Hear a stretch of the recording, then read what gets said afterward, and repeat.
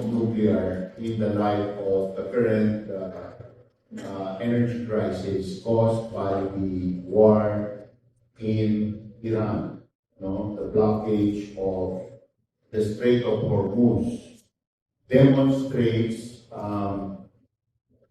the sensitivity of fossil fuels to blockage. And the reason why it's so easy to block fossil fuels is because of the massive quantities needed to be transported to represent a reasonable amount of energy. Ang nakabara po sa Strait of Hormuz ay libo-libong barko. Hindi isa o dalawang barko, libo-libong barko. Napakita po ni Gail kanina doon sa litrato yung kailangang delivery sa Pilipinas ng coal, 50 barko na 50,000 tons para lang po yan sa isang planta 1,000 megawatts.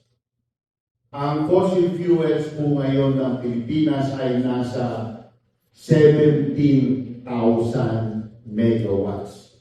So 17 times 50, ilang pong daan na barko po yan taon-taon, ilang barko po yan buwan-buwan. Kapag nag-miss-delivery, brown out agad. Dahil po sa laki ng inventaryo, hindi maaaring stockpile yan. Unang-una, masyadong malaki ang halaga pagdating po sa dollar. So, sa kakayahan ng pinansyal ng kumpanyang generating company, imposible po silang mag-inventaryo ng ganyang po kalaki. So for every 1,000 megawatts na coal power or gas power, mag-aangkat po tayo ng worth around $400 million worth of fossil fuel every 12 months. Kung nuclear po, $20 million lang. Kaya 20 to 1 po ang diferensya pagdating sa halaga in terms of dollars. In terms of volume, we're talking of 50 ships versus a single jeepney, one time, hindi every month, isang beses sa loob ng 18 hanggang 24 na buwan. Isang jeepney lang po.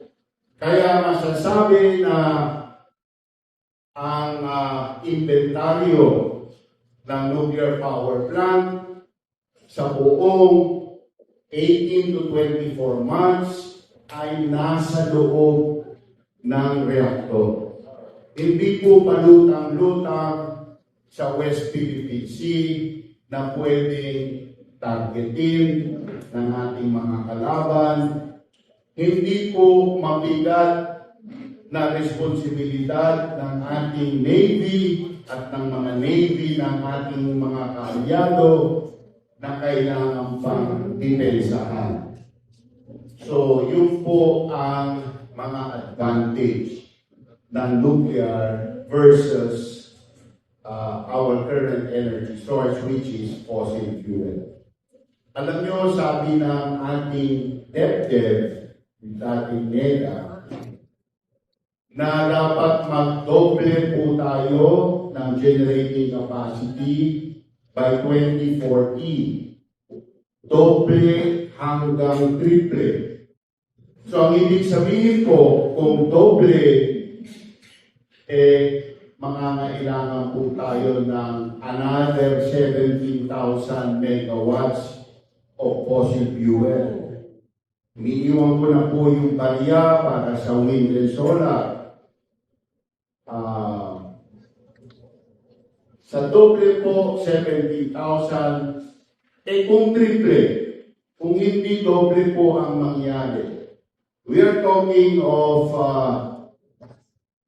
32,000 to 34,000 megawatts of additional fossil fuel capacity.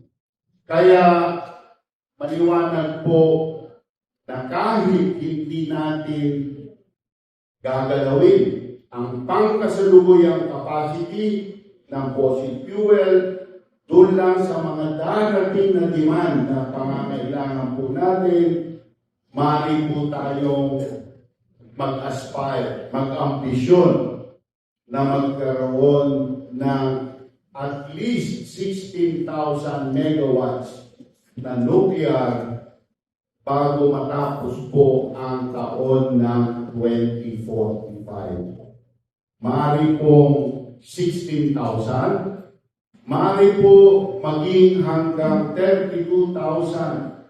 Depende po sa magiging development po ng pangangailangan natin sa energy sa darating na mga panahon. Ang isa po masasabi ko, ang diesel po ngayon umabot na ng lagpas 100 piso per liter. Ramdam ko po yun dahil ang mga sasakyan ko ay diesel. At doon po ako sa Lingayen, malayo po ang aking iniiyahe.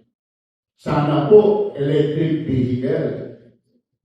Pwede pong palitan ang liquid fossil fuel.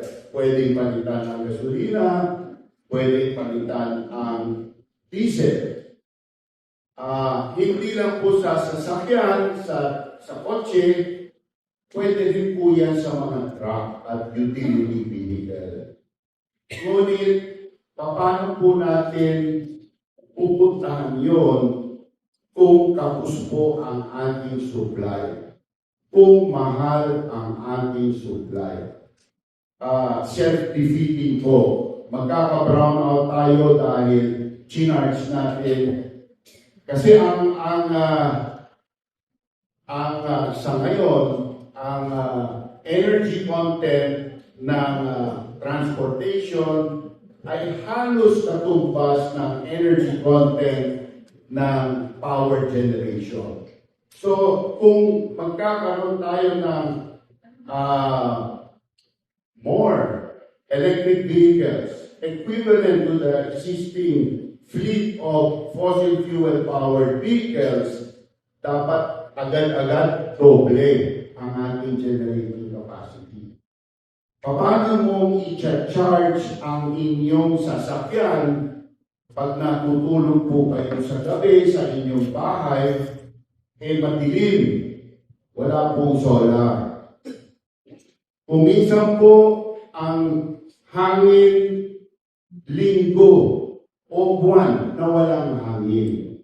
Kung minsan naman sobra-sobrang hangin, bagyo, magsha-shutdown din po ang wind turbine pag sobra po ang hangin for safety reasons. And so, yun po, mapipilitan tayo kung sobra po ang ating wind and solar na magpatayo ng napakaraming imported LNG power plants. In fact, yan po ang direksyon ng ating DOE. Mapapansin nyo na may namuhunan na sa LNG receiving terminal at LNG power plants. Yan ba ang gusto nating direksyon? Mas mahal pa yan sa coal na ginagamit natin ngayon. Malinis ng konti, half cleaner o 2 times cleaner, pero madumi pa rin kasi fossil fuels pa rin. Per kilowatt hours yung kilos ng CO2 emissions, kalahati kaysa coal. Pero kung malaki yung coal, kalahati yung malaki, malaki pa rin. So may pollution pa rin. Kung meron man tayong gas na madiskubre sa Palawan, dapat isipin natin na gusto ba natin sunugin yan for energy or gusto natin gamitin yan to make something more valuable. For example, ammonia and urea, which is fertilizer. Ang fertilizer po ay isang, para sa akin, strategic material ng Pilipinas. Yan po ay nagsosol ng kagutuman dahil yan po ay may impact sa ating agrikultura. So why don't we preserve our scarce fossil fuel resource as a feedstock for the manufacture of ammonia and urea? The crisis demonstrates the vulnerability of fossil fuels to ocean blockade. Again, let me repeat why. Huge volumes caused by low energy density. Yung West Philippine Sea situation, para sa akin, ay parallels the Strait of Hormuz situation ngayon.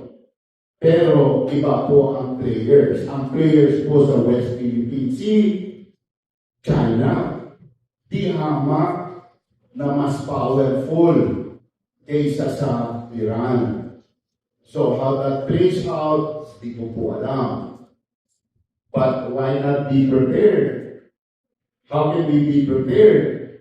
We don't need a huge fleet of fossil fuel carriers in the West Philippine Sea if our energy source is predominantly nuclear. So, yun po, ang nuclear po ay hindi just-in-time fuel, katulad po ng coal and gas, na pag napatid ang pag-deliver, ang supply chain, automatic brown out ang isang bansa. So for economic security, which relates for energy security, which relates to economic security, it all translates to national security. And for that, I think we need to really consider nuclear power.